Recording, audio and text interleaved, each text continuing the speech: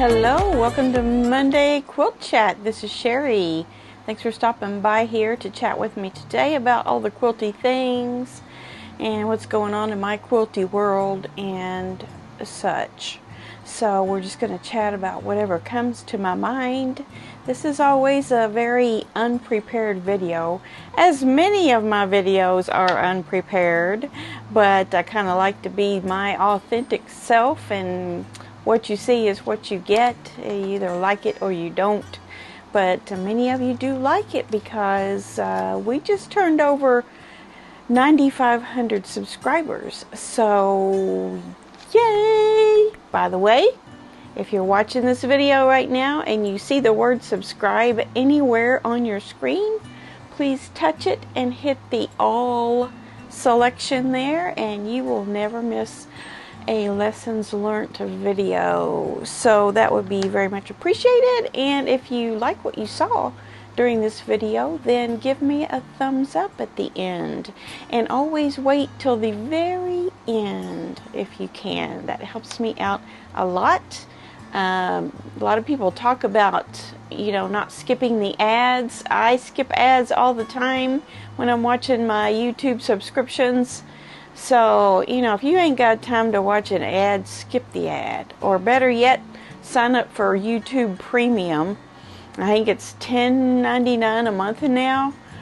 You could sign up for that and you'll never even have to see an ad again. And I do get a little bit off of that. If you're enrolled in that premium feature of YouTube, then I still get some credit. So, yeah, skip the ads, but watch till the end and hit the thumbs up.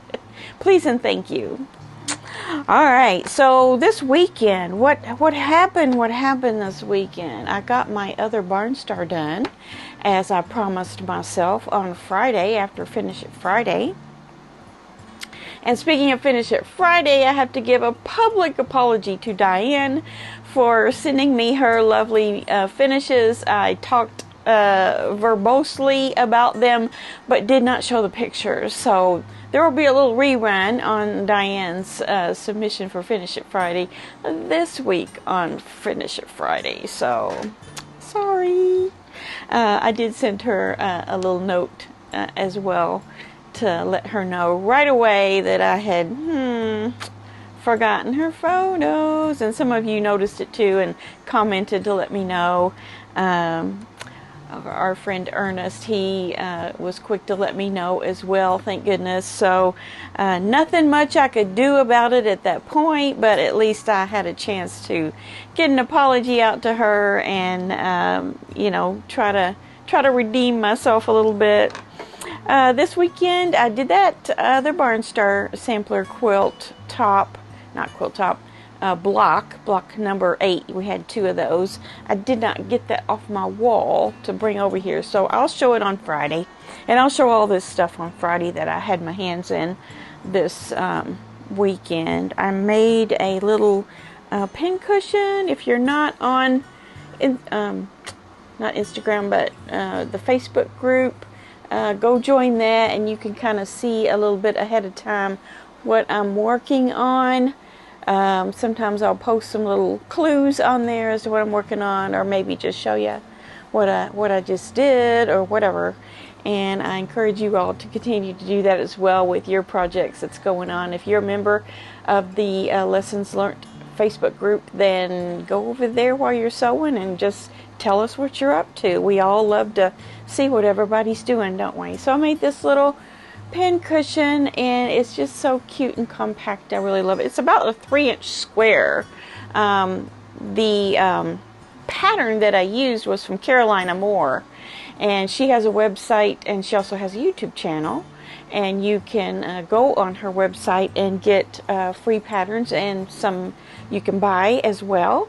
So I went out there and picked this free pattern download up from her website and made it, just to kind of practice a little bit on what it takes to make a pin cushion. A few weeks ago I ordered some, I didn't bring that over here either, did I? The walnut husks, the like, it's more like sawdust, but even finer than that, and it's made of walnut shells, and it just makes a nice little heavy, very well grounded pincushion. So you know, it's not like it's going to fly off the table or anything. It has a little bit of weight to it. So I put those in there and sewed a little button in the middle and through the bottom, and put my pins in there that I like to use. And I've got it sitting right here and in my throat space of the Jazz 2 with my little, I got this little dude right here that sits in there, and I have my good fabric scissors in there usually, and then I've got that sitting in there now. So, and this, I use this a lot too, little chain piece cutter. So that all kind of sits in there, and that's what I need sitting nearby while I'm sewing usually. So that was fun. And I have another pincushion pattern that I had purchased, and I don't remember where I purchased it from. Yes, I've purchased it from Shabby Fabrics, and I forget what it's called, but it's a round one, and it's much bigger, and it has some English paper piecing on it. So I'm going to do that next. So this was kind of like my little appetizer for, we talk about palette cleansers, don't we? After you've been in a big project, you need a palette cleanser, which is like some mindless, you know, patchwork or some small project like this. So this was an appetizer so that I could get into the main course. So I'll be working on that soon too, probably. And I also made a fabric basket. This was my first one ever. It's a little bit wonky, not too bad. They're not supposed to be perfect. You know, they're just kind of a little, you know, boho-ish looking bowl that you can, I've got my little clips in it. Don't ask me why I have so many clips. I think I ordered a thing of 100 one time. So I've got plenty of clips, but it was a little bit more stable of a basket than I had them in before. So yeah, this was on the Facebook page as well, they're on the group that I made this weekend. I think I made this Sunday, so no, Saturday night. Saturday night while I was watching the D-Stash. So yeah, so didn't take very long, and I want to make another one. And I learned some things about making these. I used the video from Soya Friend Box a few months ago. They had a video pattern of how to do a rope basket. So I just pulled that up and looked at it and looked at the printed instructions as well, and just kind of took off with it. And I thought, well, whatever happens, happens. They had sent the roping material in that box, as well as the normal fat quarters that they give you, and you could either use those or of course some other fabric. So my friend gave me these fat quarters. So these are all my favorite colors. Pink and orange together, and blue and green together are my absolute favorites. So there's a nice little design aspect of it there. So this is a nice sturdy little bow. I like this. I did turn it towards the inside of my throat space, and you're supposed to turn it toward the outside, and I had a feeling I would do that because for some reason usually when things go a certain way, I always go the opposite way. I don't know. I don't know if it's some sort of ambidextrous quality that I have or something, but you know, if it would have needed to been bigger, I would have been in trouble. So that was a lesson as well. And I just kept my white thread in there so you can see all the zigzag. And I think I would like to not maybe do one where I don't see so much of that. So match your thread if you don't want to see the zigzags. I think a lot of people use kind of a gray or even a clear thread, like a nylon-ish looking thread. So that was my first one ever, and I think it turned out pretty good. And last week, oh, first of all, I was going to say this right in the beginning. If you want to know what my shirt says, it says silver hair speaks louder than words. And And I'm only telling you that so that you don't have to wonder, what does the rest of that shirt say? And you be distracted during the whole video. Back when I was growing my white hair out, I found a couple of YouTubers who had merch, and I bought some of their merch. So that's what that's from. Okay, this past week, I just want to tell you, I had a ton of appointments. I had to go to a dermatologist. Everything's okay with that. I had to go get a mammogram. I had to go get a DEXA scan. I had to get a CT of my heart, just a screening. It wasn't for any symptoms that I've had or anything. And also no. What was it? What was the other one? Ultrasound. You get an ultrasound of these arteries here and the one in the middle of your body and all of that. That also was a screening. But you know how it is when you have appointments. Some of us think that, and my mother used to be this way too, if you had an appointment, it just kind of ruined the whole day. Even if you were only gone for an hour or two, it just seemed like it changed your whole perspective of the day, and you just couldn't do anything either before or after the appointment. I'm the same way. I know something's coming up that I have to do, and I can't do anything but think about it. And then when you come back from it, it's like I got that over with, and now what? You just can't reorient yourself. I don't know if any of you are like that, but it wreaks havoc on your sewing and quilting plans for the day. Also, my dog had an appointment at the groomer, and that messed up a part of a morning and an afternoon. I did make the video that day for Wednesday for the introduction to the foundation paper piecing that we're doing on Wednesdays now. I hope you got to look at that video, even if you're not going to do it. Just kind of, to pick up some vocabulary and some, information there. Watch it anyway, even if you're not going to do the project. You might learn something, or it just might be interesting for you to see what I'm doing. This week we'll get into some of the sewing of it, so I'll be making that video on Wednesday for you, or I'll make it on Tuesday and have it out on Wednesday again this week. That will be part 2 of that series. Just kind of looking over here what I had down to do, because I did not prepare my schedule for you or with you when I was on last Monday like I normally do. But I did most of what I had down. I didn't have a whole lot down because I didn't have a whole lot of periods of time that I could plan anything. But it was an okay week despite it all. It really was. This week I don't have any appointments whatsoever that I can recall. So I'm going to schedule myself heavily for this week on some projects. Get back to the happy days and work on some of that. I've been in the mood up here to get the happy days out and work on some of those, because I have my barn stars done. I have my friend's sub box done. Seemed like there was something else that I had accomplished that I wanted to get out of the way. I don't remember what it is now.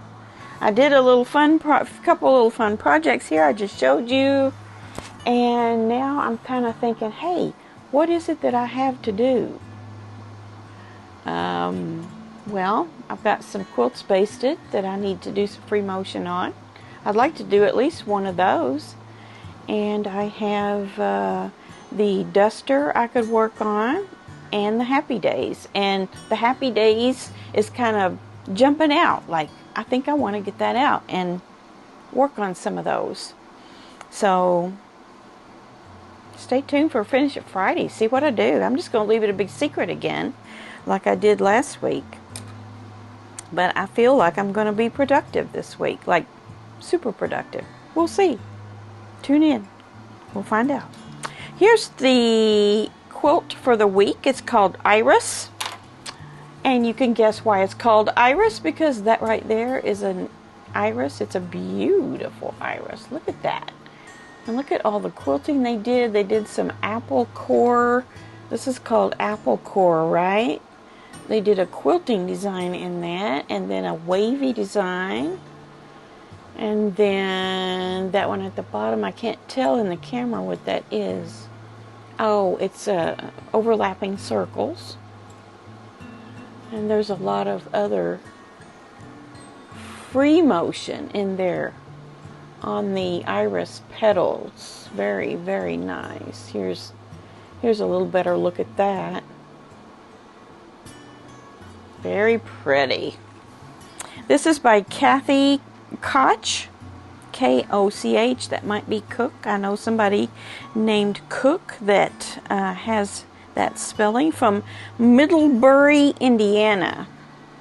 Inspired by the work of Melinda Bula, Kathy started sorting bits and pieces from her stash to replicate the purple iris in her mother's garden. Raw edge applique enhanced with machine embroidery helped create the image in Kathy's memory. Kathy had the most fun adding the butterfly and bugs. Iris includes cotton and silk fabrics and is accented with rayon threads. It was machine quilted by Doris Goins. The quilt was awarded Best in Show at the Indiana State Fair, Indianapolis, Indiana, and was juried into AQS Quilt Week at Daytona Beach, Florida, and the Shipshewana Quilt Festival in Indiana. Nice. Says the iris pattern by Melinda Bula Designs. Yeah. I'm a little bit confused by, it says it to replicate the purple iris in her mother's garden.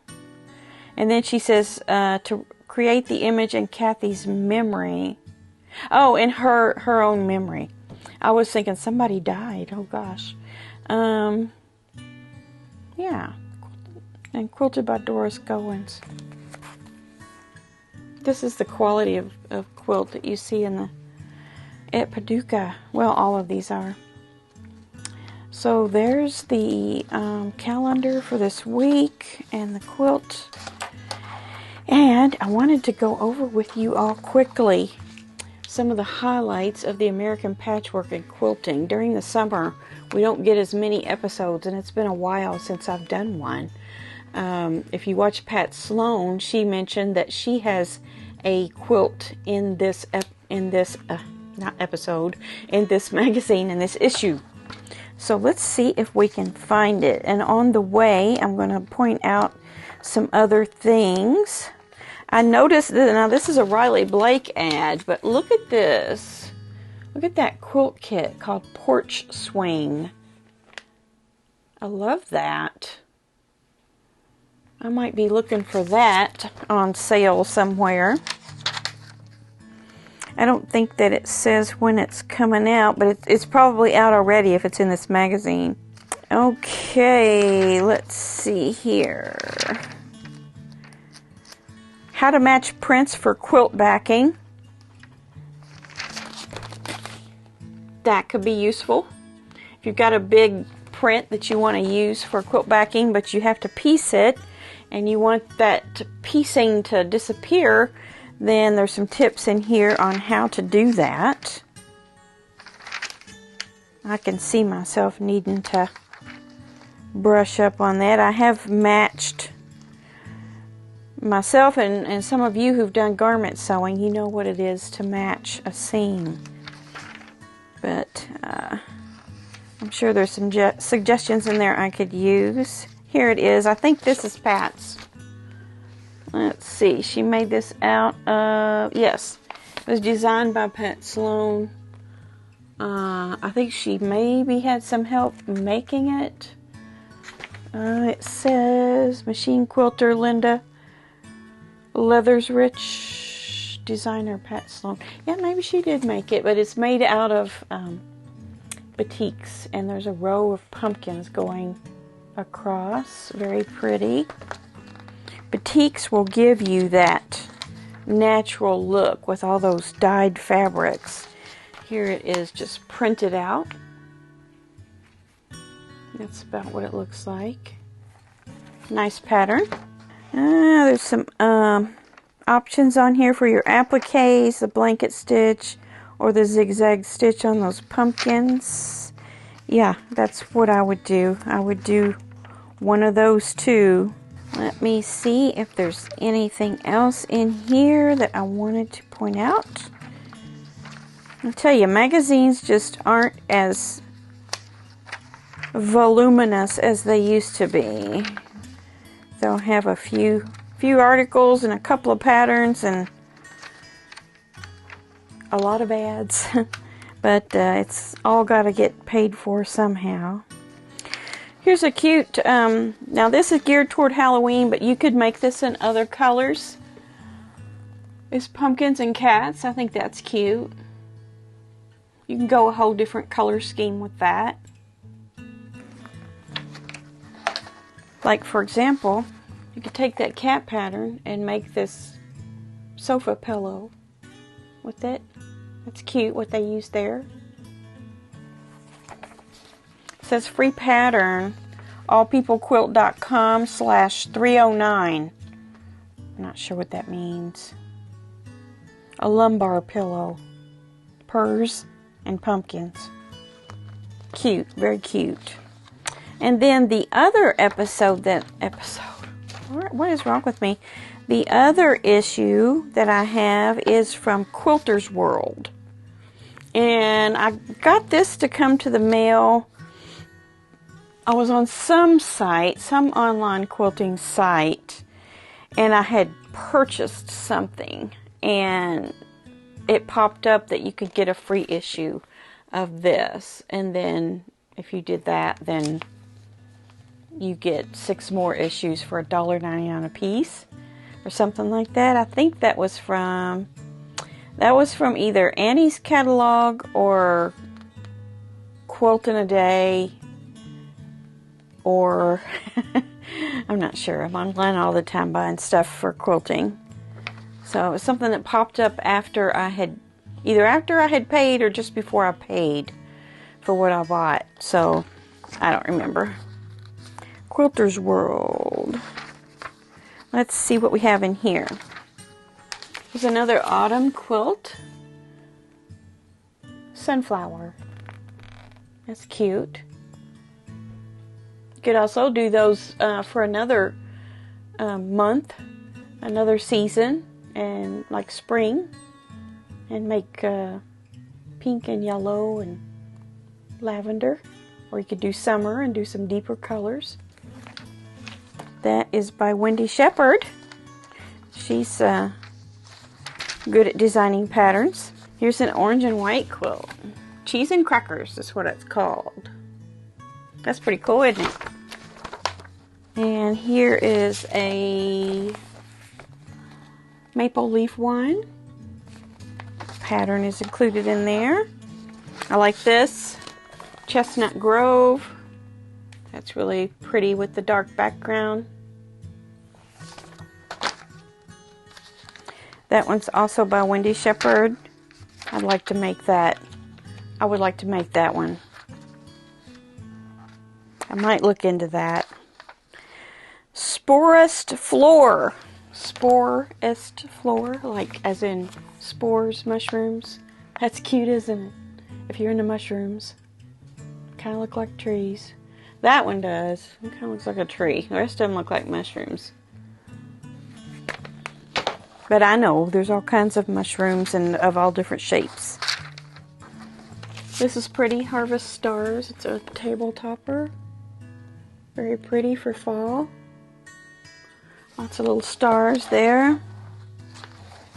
That one's 38 by 38. The blocks are 20 by 20 and 6 by 6. Ooh, Autumn Cabin. Pretty. Like that. I like the purple included with the rust and orange and yellow. That one is by Scott Flanagan. The leaf block is like 3 sides of a double aster, and then he's put a stem on there. Here's the whole thing. Pretty. Here's one cabin stars. So lots of cabin, lots of autumn. That's pretty. It's not too hard either. Those simple stars are very easy. And the rest of it's strips. That one is designed and quilted by Deanne Eisenman of Snuggles Quilts. The patterns are in here. So this is a Quilter's World magazine if you like any of these. Homespun. Use your wovens for that. Blooming Rose. Pretty. This is by Carolyn McCormick. I'm not showing you all of them. You're going to have to go out and buy this magazine if you like these. It's getting to that point where in August, it's like if you want a new thing for your table or the back of your couch or your bed, it's part near time to wrap it up. Unless you want to do a table runner or something like that. It's fall is upon us. I think I'm ready. I don't know about the rest of you, but I think I'm ready for fall. It's turning hot again this week, but last week was rather nice. So kind of got me in the mood for fall. Well, I'm going to work on the foundation paper piecing today and get that underway so that I can teach it on Wednesday.